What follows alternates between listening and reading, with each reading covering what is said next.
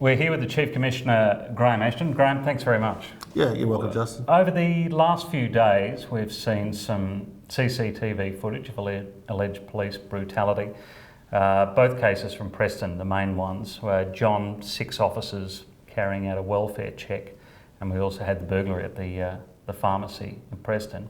Let me ask you, I wanted to read some Facebook comments to you, but let me ask you first though, when you saw that footage, what was your reaction to it? Well, no one likes to see that sort of footage, particularly the first incident that was portrayed. No one wants to see that sort of footage. It's confronting for police as well as the community. That's why we're investigating it. Now it's been brought to our attention. I think it was only brought to our attention very recently, even though the footage was available to some people for many months. It was only brought to us very recently. And so we are investigating it, and it is confronting footage, and we won't shy away from that. If our investigation shows that the behaviours have been poor here, then we'll take disciplinary action. I'd just like to read you these if it's okay. These are Facebook. So Lee says, "I'm an ex-cop. I'm disgusted and embarrassed of this behaviour and these so-called members." Rach says, "I have the utmost respect for Victoria Police, but was absolutely disgusted." Leah says it was a pack mentality, absolutely disgraceful. That's pretty standard of what has been coming through over the last couple of days. I mean, how does that make you feel? Yeah, and that's what you would expect to see. I think that footage was confronting to watch, particularly the language that was used to the person involved. It was it was of a nature that does make you cringe when you watch it, and I think that sort of reaction is perfectly understandable. But the response from me to that is that we'll absolutely, now we're aware of it, investigate it properly and thoroughly. Do you feel that burst on the front level? I mean, you're wearing the same uniform, aren't you? You always want our behaviours to be perfect, obviously, but obviously, we have cases where that's not the case, and often there are reasons why it's not the case. But we do have those. You mean like two sides to every story? Is that what you mean? No, look, our members have got a lot to deal with when they're working out on the street every day, and they're not robots, they're human beings, and they have bad days like anyone else. And we were only reflecting on this recently that our members continue to be stood up all the time when they're dealing with people, when they're dealing with criminals in the community, and that does have a cumulative effect on people, and sometimes it spills over into behaviours that you don't want to see. Because some of that feeling was that, is this what happens when the camera's off? Yeah. Is this going on all the time? But this one happened to be caught. But that's the worry, isn't it?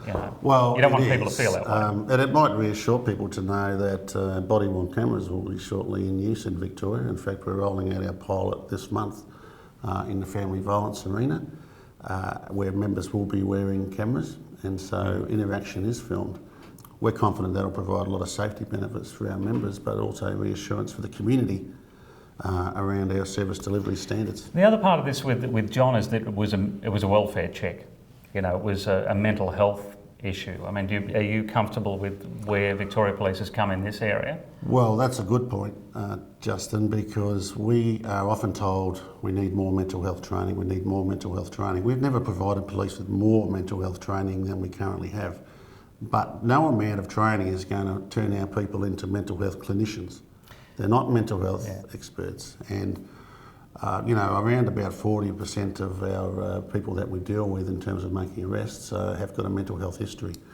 So it's important that we're part of a system where we can access that expertise when we need it. But we're always providing more training to our police to deal with mental health issues. But as I say, we'll get to a certain standard, but we'll never be psychologists, we'll never be psychiatrists. Okay, the IBAC is now obviously investigating this case and the other ones. They've been critical of the way Victoria Police has handled their complaints. Are you happy with the process? Handle complaints generally. Yes. Yeah. They made a number of observations about how we can improve the complaint system, and we're doing that. We've accepted all those recommendations.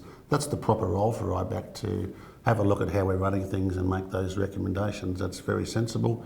The recommendations are very sensible, and we're implementing them.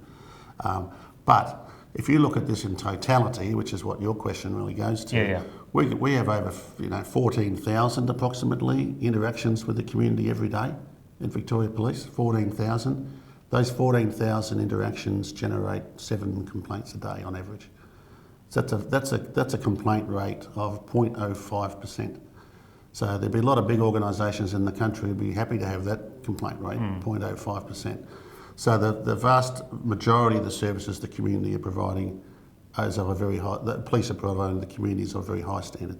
Okay. And those matters that are complained of, we've shown a track record over a number of years of holding our people to account, and we've got many police that have been charged with discipline matters, charged with criminal matters, have left the organisation where improper behaviour has occurred.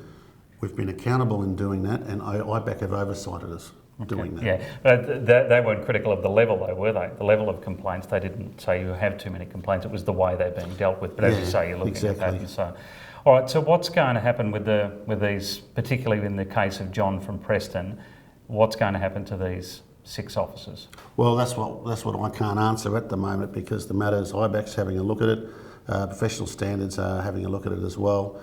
They'll need to put that through the usual processes where people are spoken to, the police involved are spoken to, and then we can make an assessment on what the appropriate action is. But a decision will be made on them before the end of the IBAC investigation? Oh, ideally, absolutely, yeah, because sometimes the one. IBAC matters could take a while. We want to make sure we deal with this as quickly as possible, but I can absolutely reassure everyone who's watching this that we'll be taking appropriate action in relation to it, absolutely. Okay. Great, thank you very much, and please leave your comments below and your questions below for the Chief.